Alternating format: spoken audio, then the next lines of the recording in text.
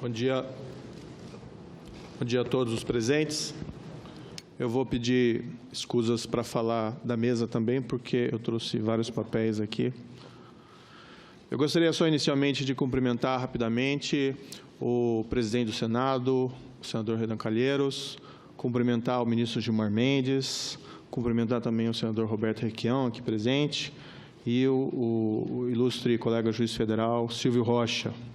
Vários colegas juízes federais fizeram a gentileza de me acompanhar nesse evento, sabendo da importância, e gostaria de externar um cumprimento especial aos senhores senadores e senhoras senadoras aqui presentes. Gostaria de dizer que, para mim, é uma honra estar presente nessa Casa Legislativa e ter essa oportunidade que foi gentilmente me concedida para debater esse projeto. Eu vou falar sobre o projeto de lei do Senado, esse o 280. Não se trata aqui de falar do projeto que veio da Câmara, então eu gostaria de deixar isso bem claro no momento. E, ao final, talvez permita alguma reflexão sobre esse projeto da Câmara. É evidente que nenhum juiz, nenhuma autoridade judicial é conivente com abuso de autoridade. É uma contradição evidente qualquer juiz ser favorável a esse abuso de autoridade. Portanto, qualquer legislação que venha a aprimorar e reduzir desvios, ela é sempre muito bem-vinda. Não obstante, há que se ter um cuidado todo especial para que, a pretexto de se coibir o abuso de autoridade, a legislação prevista não tenha um efeito prático contrário de cercear não o abuso, mas sim o mero cumprimento do dever. E não importa, nesse aspecto, a intenção do legislador, né? Tem um ditado, um velho ditado, que diz que a lei tem as suas próprias pernas. E, ainda que a legislação seja movida pelas melhores das intenções, o que vai acontecer com ela no futuro, como ela vai ser aplicada, como ela vai ser interpretada, é uma questão em aberto que o legislador tem poucas possibilidades de antever. Diante disso, eu teria várias sugestões sobre esse projeto, mas eu vim aqui com o propósito de fazer apenas uma sugestão. E essa sugestão exatamente visa preservar que o agente da lei, seja ele o juiz, seja ele o membro do Ministério Público, de todas as instâncias, seja o juiz, embargador ou ministro, ou seja o promotor, procurador ou procurador-geral da República, assim como todos os policiais, né, que muitas vezes estão na linha de frente do combate à criminalidade e são aqueles que muitas vezes mais sofrem o impacto desse enfrentamento da criminalidade, não venham a ser penalizados por uma interpretação equivocada ou uma aplicação errada de uma lei de abuso de autoridade que, a pretexto de coibir abusos, venha puni-los pelo correto exercício da função. E, nesse aspecto, na minha sugestão, eu fico muito feliz por falar nessa casa e sobre a estátua do nosso jurista, maior advogado, e que foi também um notável senador, um dos pais fundadores da República, o advogado Rui Barbosa. Rui Barbosa, como adiantou aqui o colega Silvio Rocha, um dos nossos pais fundadores, ele, no final do século XIX, assumiu uma causa em que um juiz de direito do Rio Grande do Sul, Alcides Mendonça Lima, havia sido condenado, naquele tempo, por abuso de autoridade. O Alcides Mendonça Lima, ele, ao decidir um caso concreto, ele entendeu que uma lei, então, promulgada no Rio Grande do Sul, uma lei estadual, era inconstitucional, porque ela estabelecia um regramento do Tribunal do Júri que ele reputava incompatível com a garantia da instituição do júri prevista na, então, Constituição de 1891, no artigo 72. Por exemplo, dizia que o voto dos jurados não seria mais secreto. E isso submetia os jurados, com aquele voto aberto, a pressões econômicas, locais, de interesses poderosos nas localidades onde os júris seriam desenvolvidos. E o Alcides Mendonça Lima, na primeira oportunidade que teve de decidir um caso, de aplicar essa lei estadual ao caso, disse: a lei é inconstitucional. Na época, o presidente do Estado, o Júlio de Castilhos, ficou revoltado com a posição daquele juiz e oficiou ao então Superior Tribunal de Justiça do Rio Grande do Sul, solicitando, e as expressas palavras dele, fosse que o juiz faccioso fosse punido. Nem processado, fosse punido. E ele foi, de fato, condenado pelo, então, crime de abuso de autoridade, que constava no primeiro Código Criminal Republicano, artigo 226, por abuso de autoridade. Rui Barbosa, advogado, mas ciente da importância para o funcionamento da justiça, da independência da magistratura, assumiu essa causa e levou essa causa até o Supremo Tribunal Federal. Apresentou um texto que depois se tornou célebre, o Júri e a Responsabilidade Penal dos Juízes, no qual ele defendeu, com todo o vigor e a eloquência de Rui Barbosa, que todos nós conhecemos, defendeu que divergências na interpretação da lei não poderiam ser jamais criminalizadas, sob pena de transformar o juiz em um servo, sob pena de retirar aquilo que é um dos fundamentos da liberdade de qualquer nação, que é uma justiça independente. Então, com essa defesa do Rui Barbosa, isso vejam lá em 1896, ela foi acolhida pelo Supremo Tribunal Federal, restou sepultado entre nós, há mais de um século, a possibilidade do crime de hermenêutica. Isso foi uma conquista da República Brasileira que jamais se pode pensar em deixar a perder no presente momento. Nessa linha, ouvindo vários colegas magistrados e também tendo presente as minhas próprias preocupações, urge um dispositivo, uma salvaguarda nesse projeto de lei que limite a possibilidade da reinstituição entre nós do assim chamado crime de hermenêutica. Eu preparei aqui um ofício, e nesse momento eu tomo a liberdade de entregar em caráter oficial ao Senado Federal, um ofício com a minha singela sugestão.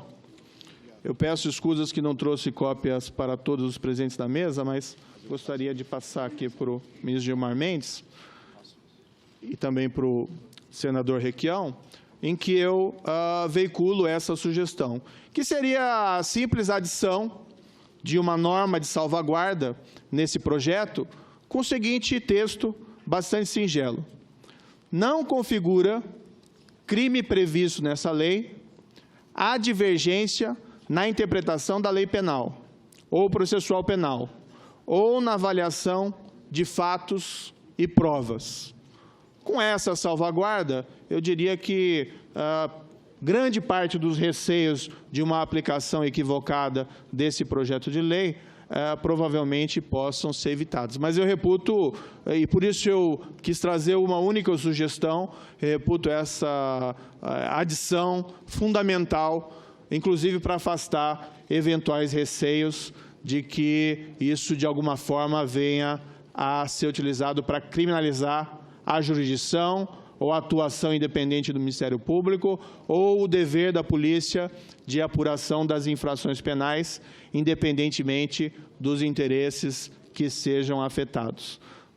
Claro que, para alguns dispositivos da lei, isso não é uma preocupação. Então, por exemplo, no texto da lei tem lá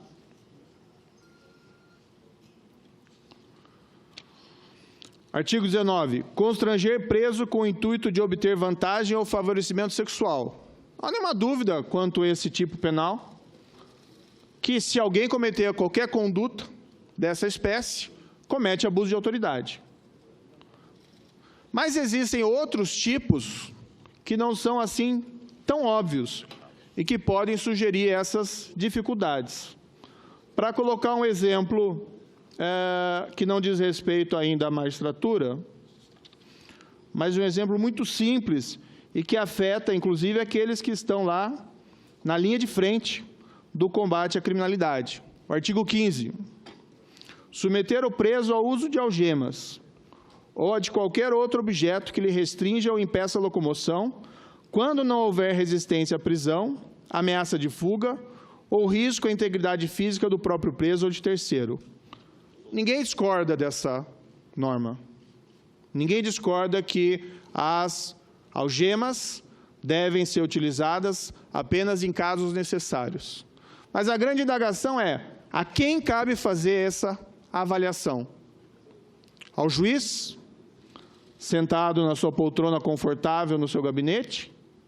Ou ao senador, que elabora um projeto de lei contendo uma norma dessa espécie?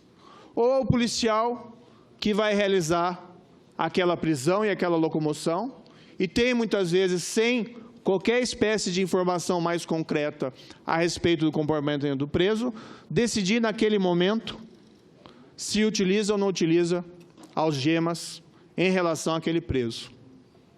E o que a lei faz é estabelecer que, se ele comete um erro de avaliação, se ele eventualmente utiliza a algema, em um caso que se mostra desnecessário, fica sujeito a uma ação penal por crime de abuso de autoridade.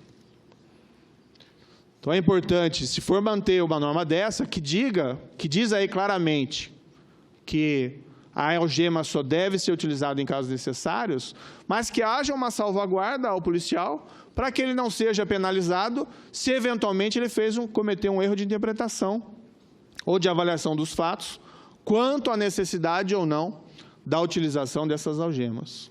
Do contrário, o policial eventualmente vai utilizar o caminho mais fácil para não ser responsabilizado, ou seja, não utilizar as algemas, e eventualmente o que pode acontecer se era um caso em que ela era realmente necessária.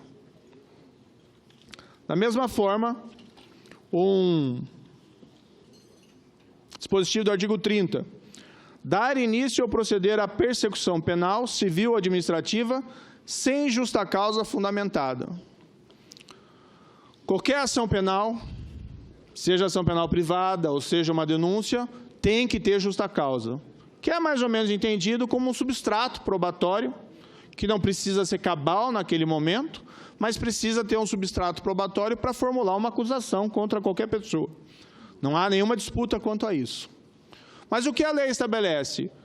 Quando, por exemplo, o Ministério Público oferece uma denúncia, isso vai ao juiz, que avalia se tem ou não a justa causa. Não havendo a justa causa, o juiz tem a possibilidade de rejeitar. Esse é o sistema de salvaguarda que foi estabelecido pela nossa legislação. O que significa esse dispositivo? Se o juiz rejeitar a denúncia ou a queixa, isso significa que o promotor ou procurador cometeu abuso de autoridade? Ou será que não houve apenas uma divergência de avaliação de fatos e provas? E nós vamos criminalizar, então, os erros de avaliação de fatos e provas cometidos pelos promotores ou procuradores? Isso não vai ter um impacto na liberdade e na autonomia do Ministério Público em oferecer essas denúncias e ações penais, quando entender ele que existe esse substrato probatório? Sem que haja qualquer intencionalidade negativa, malévola, má intenção na atuação desse membro do Ministério Público? Então é importante ter uma norma de salvaguarda que estabeleça, olha, erros, divergências na avaliação de fatos e provas não representam abuso de autoridade.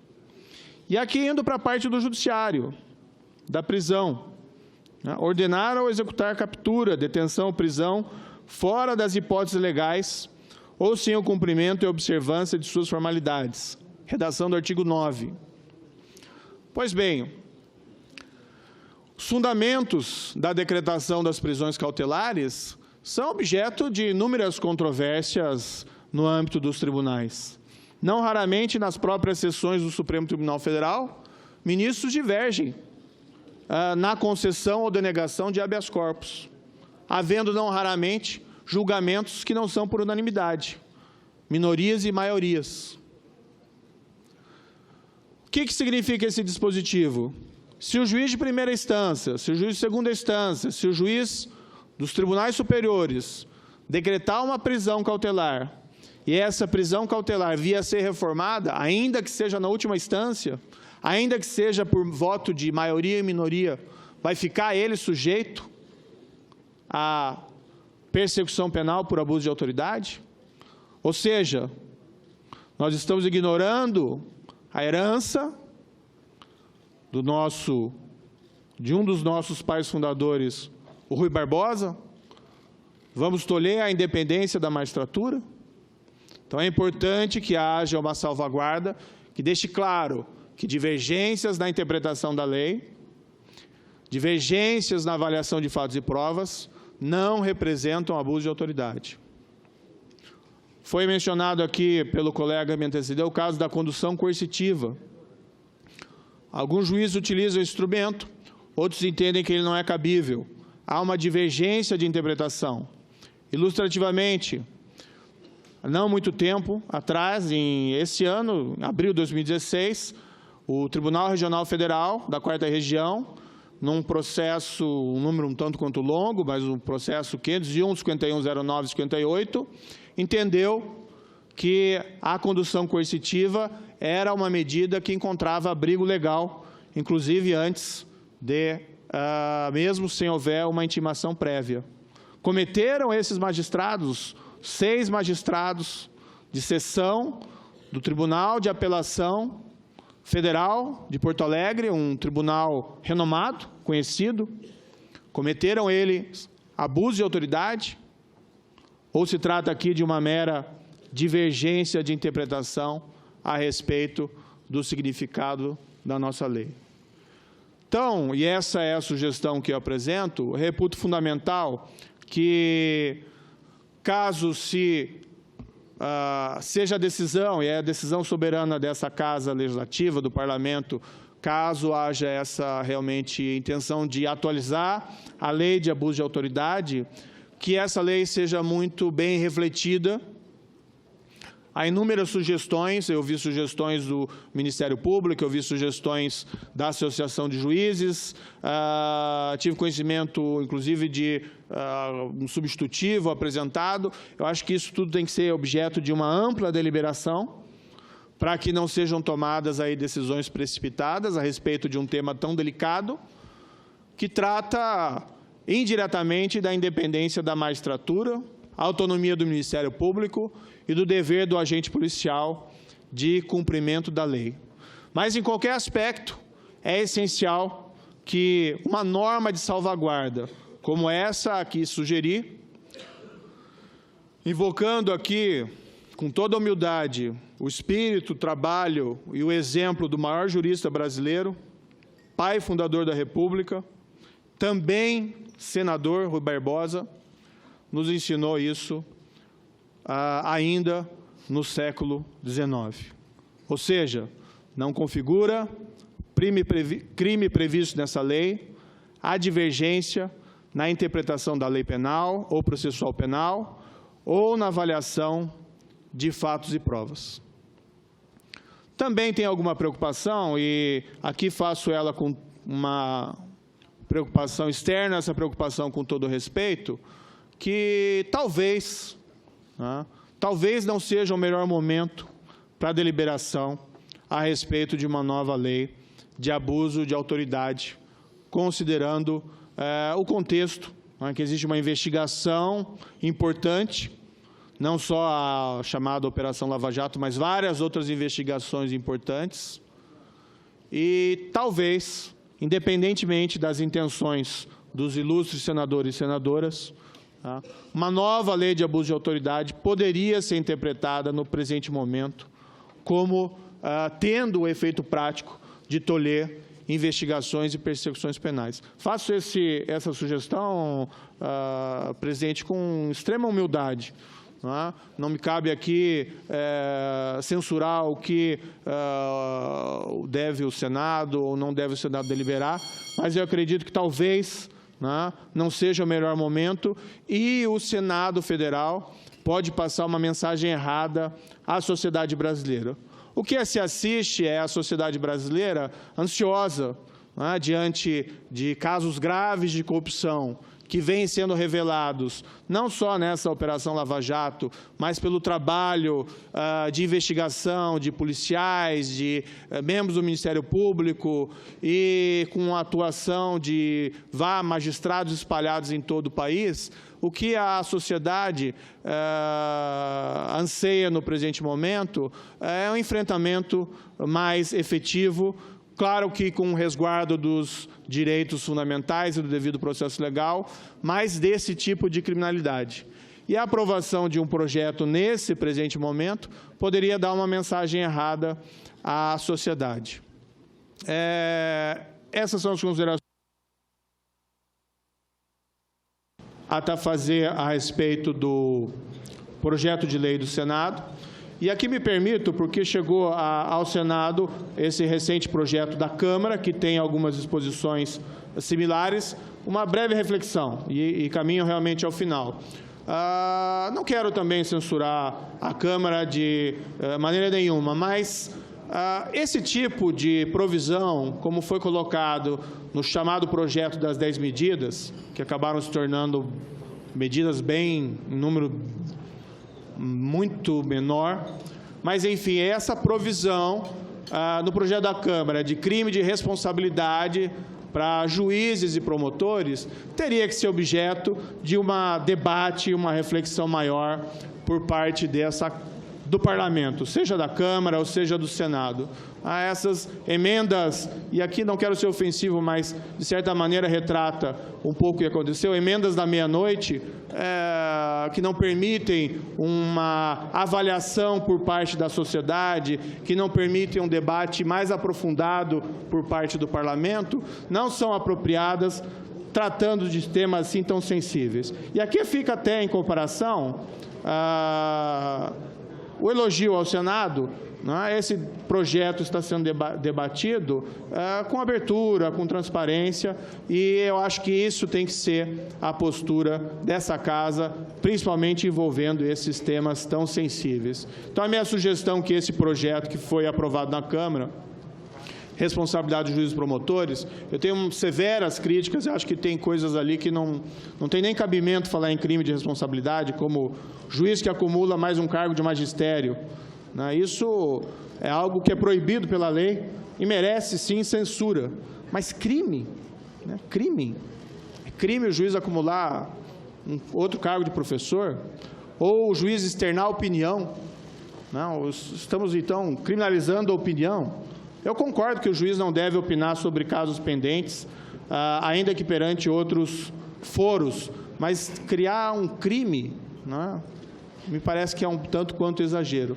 Além disso, também naquele projeto, alguns tipos abertos, juiz ou promotor que viola o decoro, que é algo que não sabemos exatamente o que significa, erigido à conduta criminosa. Ou seja, tem que se tomar todo um cuidado para evitar a criminalização do exercício da jurisdição, o exercício da autonomia do Ministério Público e também da vinculação do agente policial à lei. Não digo isso por conta da Operação Lava Jato, não digo isso por conta de qualquer outra operação, mas digo isso porque esses são fundamentos nos quais se esteiam a nossa liberdade, independência da Justiça, autonomia do Ministério Público e vinculação da polícia à lei, assim como nossa liberdade se esteia na soberania da Constituição e também na liberdade e na soberania constitucional, limitada pela Constituição apenas, dessas casas legislativas. Agradeço mais uma vez a atenção de todos os presentes, em especial dos senhores e senhoras senadores e senadoras. Muito obrigado.